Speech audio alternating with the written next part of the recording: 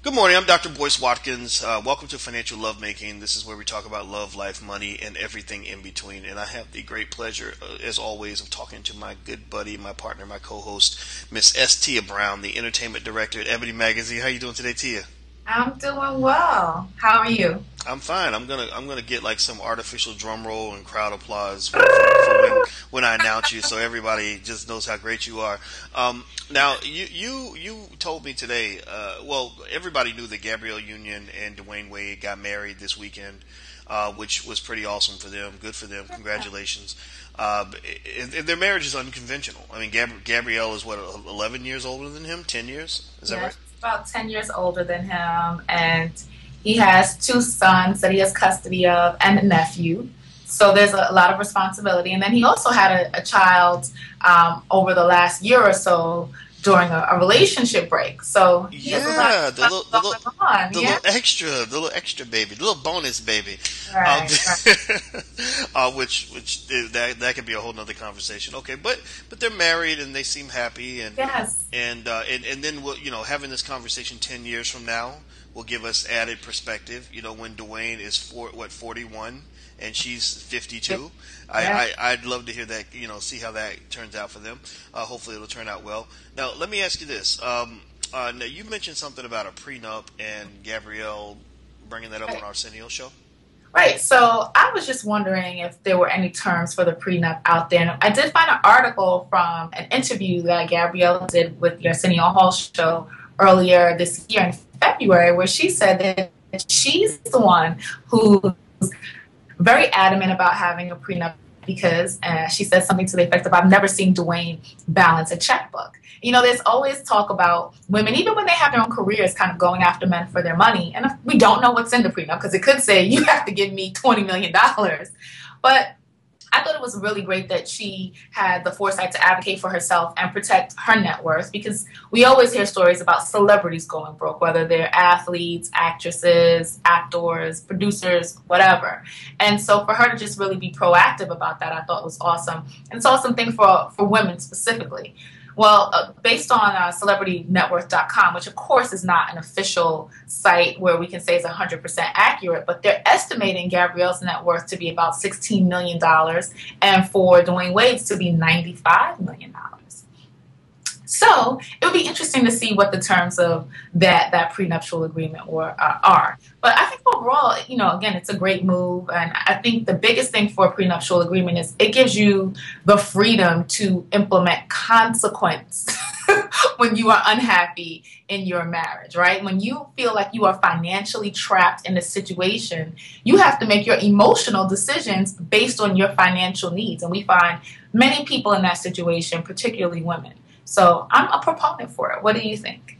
Well, I think that a prenup is a great way to make sure there are no misunderstandings in the event that things don't work out.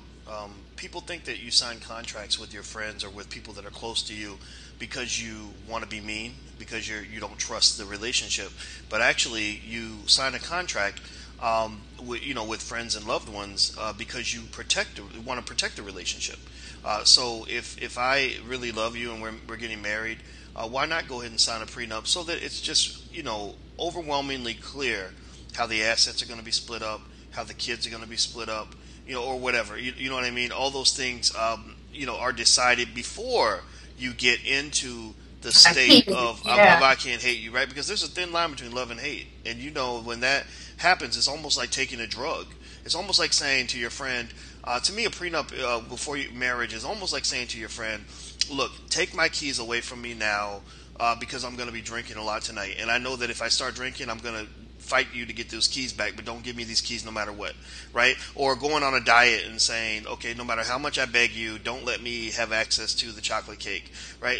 Because you know that when certain triggers occur, your emotional state is going to be completely modified, and you want to protect yourself against that. You want to protect your relationship against that. And so we know that in marriage, it's like, I love you so much, you're so wonderful, I'll never live without you, and it's a form of it's a type of high that people love. And then when stuff doesn't go right, it's like, oh, I hate her, she's a blankety blank, and you're like, wait a minute, 3 years ago you were swearing your life to her. You were ready to give away 50 million, because you loved her so much, and now you think that she is the most evil person on earth. So I think you should prepare for that, just as a sign of respect for the relationship that you have. So I think prenups are perfectly fine. Got you. Well, I think we're on the same accord on this topic. Surprise, surprise. Not entirely. Not entirely. Oh, okay. Not entirely. Now, I'm going to get your take on this, T.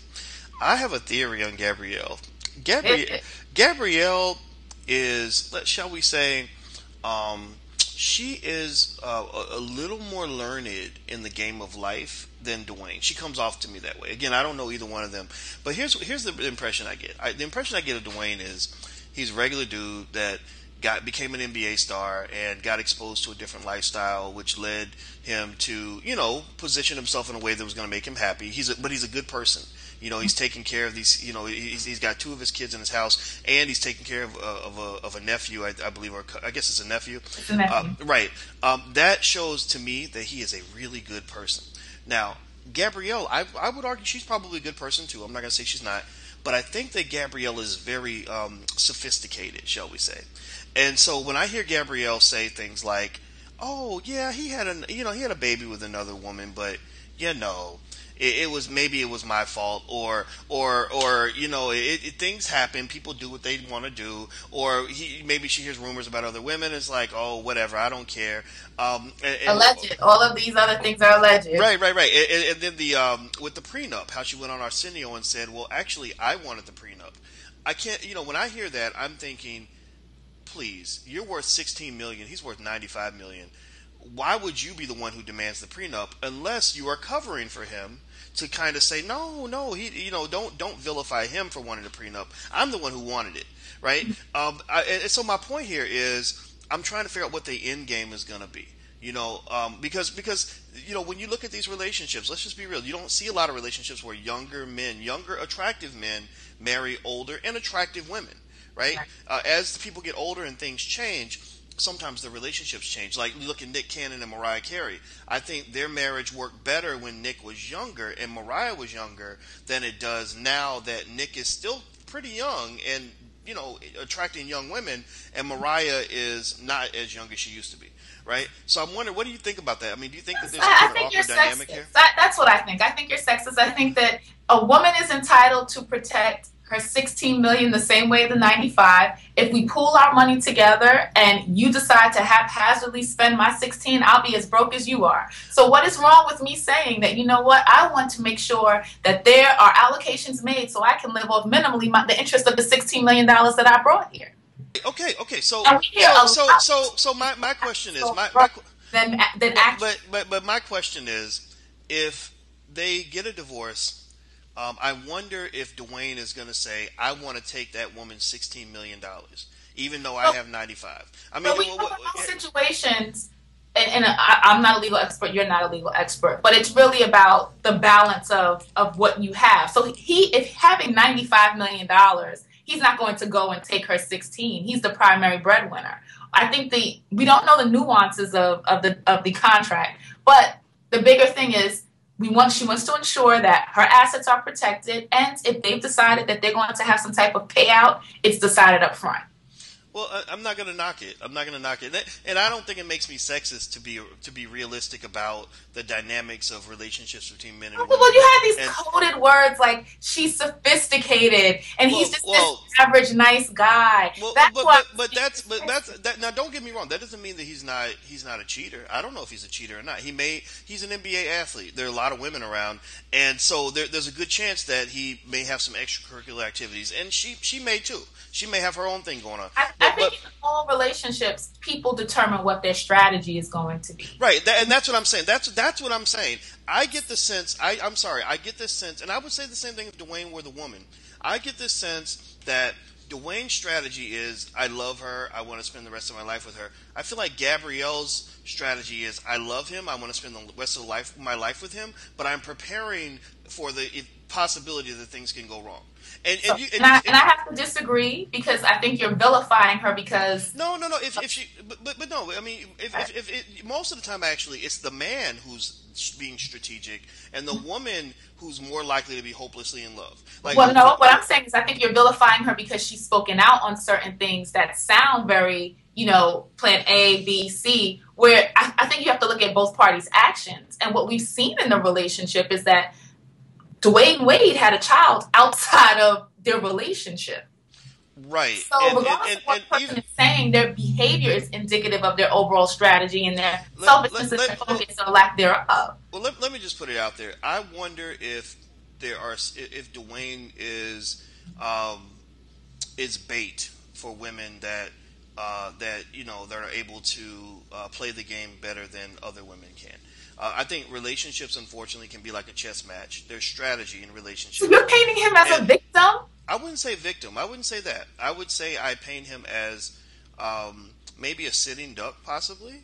Okay, so let me get this right. You're a 32-year-old, handsome, smart, multi-millionaire superstar is a sitting duck. First of all, I'm not even going to let you get away with that. Why can't you be a sitting duck if you're... Because of how he dealt with his divorce. He is not a victim, a hapless, innocent in any way. He used an attorney. He was very proactive, and he got what he wanted, including custody of his 2 children. I think in relationships, both people get what they need, right? And it might not always look in a way that we think is fair or stereotypical. And I think the biggest thing about Gabrielle is she's not just sitting around saying, oh, whatever happens, happens, I'm in love. I think she's more plain-spoken than most women happen to be. And it makes it seem like, oh, she has this, mastermind strategy to some men who are a little sexist. No, that's not sexism. And the reason it's not sexism is because I would feel the same way if Gabrielle were the man. And in fact, in relative to most stereotypical relationships, Gabrielle is the man. I really believe that Dwyane is the guy who wants to be a certain kind of man. Now, what his penis does and tells him to do, that's another thing. But I think in terms of just trying to be a good man all the time, I think that Dwyane is in that category. I think Gabrielle, I think the verdict's still out. I'm not going to say that she's got some sinister motive. I believe she really loves him. Don't get me wrong. But I think Gabrielle, put it this way, when I was 42, I was a lot smarter about relationships than I was when I was 32. And it had nothing to do with me deciding to be a worse person. It has to do with life experience. Gabrielle has a decade of experience on him dealing with all different kinds of men, all different kinds of situations. And I can't imagine her going into this situation blindly. So if anything, I'm not vilifying her. I'm actually saying she's probably more empowered going into this relationship than Dwyane is. Put it this way, if somebody gets screwed in this marriage, it ain't going to be Gabby. That's just my 2 cents.